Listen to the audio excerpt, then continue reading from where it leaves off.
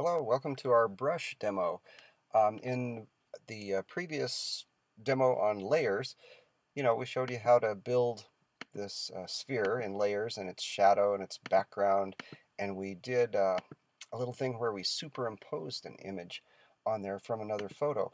Now in this one, we're going to apply some textures to this image with brushes.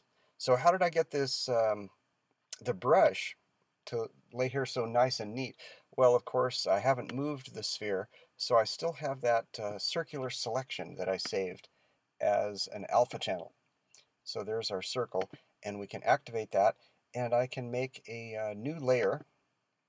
And I like to use lots and lots of layers. That gives me lots of options with mixing and matching things. I'm not committed to, oh, gee, once I painted over this, it's too late. I have to just start over. Happily, Photoshop's real forgiving that way if you know how to make it so. And you might notice I've named my layers, which is a real easy thing to do. Um, but first, let's choose a brush. I used this kind of maple leaf brush, and these are from a selection of natural brushes. And native to Photoshop, you've got a wide selection of brushes. You can also go out online, go search for Photoshop brushes, and you'll see a number of websites that provide these for free. Some provide them for a fee. You know how that sort of thing goes. But you can get lots and lots of different brushes out there. But Photoshop comes with plenty to play around with. Um, the first one that I used was one of these kind of speckled textures. I think it was this one, and I put a good 300 or so um, brush size on there, about 300 pixels, and the leaf not quite so much. Here's the leaf, and you can see when you've got this brush tool going, and here's the brush tool, by the way. In your toolbar, there's let's see, what have we got here? Brushes, pencils, color replacement, and mixer brush. The mixer brush is a really cool new feature in CS5. You can go out online and get tutorials with that. You could even, for a little extra, you could try and make that one of your creative things. Go use that mixer brush. But in this demo, we'll just demo the regular old brush. And we'll get to some of these other tools probably later in the semester. Now, when you've got the brush tool active, here is your options bar. You can do some presets. You can add preset brushes to these if you find brushes that you like. Um, you can set each brush you use in a given blending mode. We'll talk a lot more about blending modes in another module, but these will affect how that brush works. Does it just darken things? Does it just lighten things? Or is it normal? We'll just leave it on normal for now, but we will mess around with opacity. If your brush is not acting the way you thought it might, check the options bar. Check for opacity and flow and blending mode and things like that. And one of the cool new features up here, you can toggle to the brush panel. And yeah, the brush panel has always been available here under Window, Brush, right there.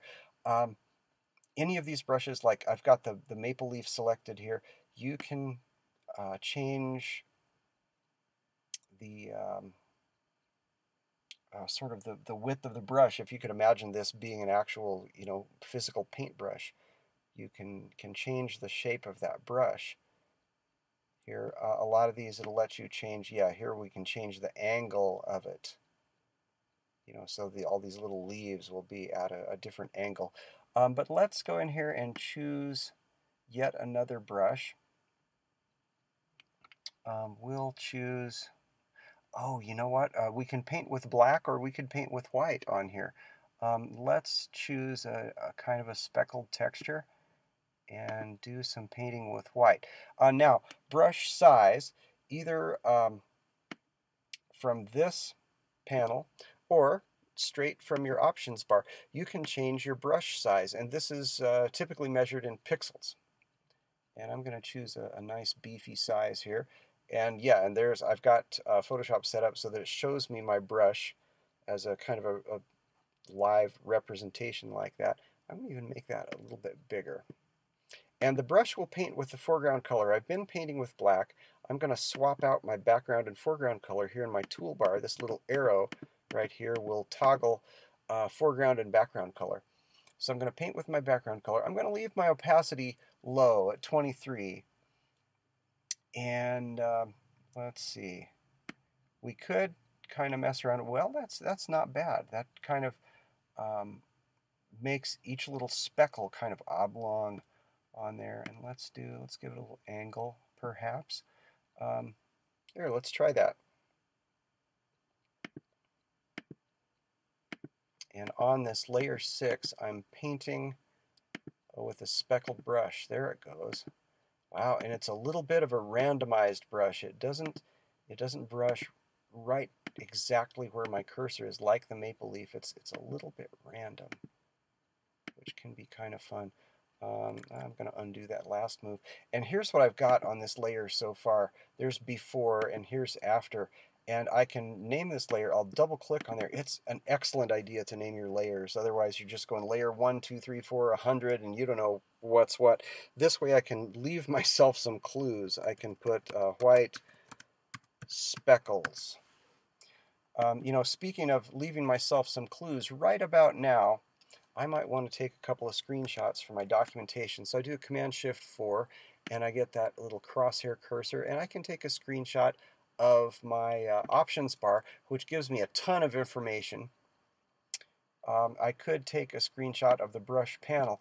A lot of folks on this assignment, they'll do a screenshot of the options bar, and that's just fine. The brush panel gives us, you know, if you want to talk about in your documentation changing the roundness of your brush or changing the angle, there it is. You can take a screenshot there, and here they are. There's right, there's that screenshot, and let's see. Here we go. Open that up in Photoshop. Right, and there's the screenshot of my options bar, and this, you know, just take screenshots of these as you go along and have a whole collection there. And even if you don't use them as an image, they can kind of help you keep notes for yourself for your write-up. So that's how we can use layers and brushes together. And there's a layer that I didn't label yet, but we could just label that gray speckles. And that way you can keep things straight. I'll deselect now as well.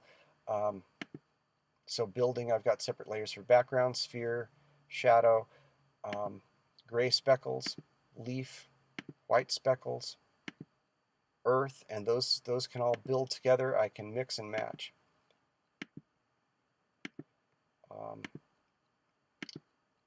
So some of you may want to look into some of these brand new CS5 features like the mixer brush tool.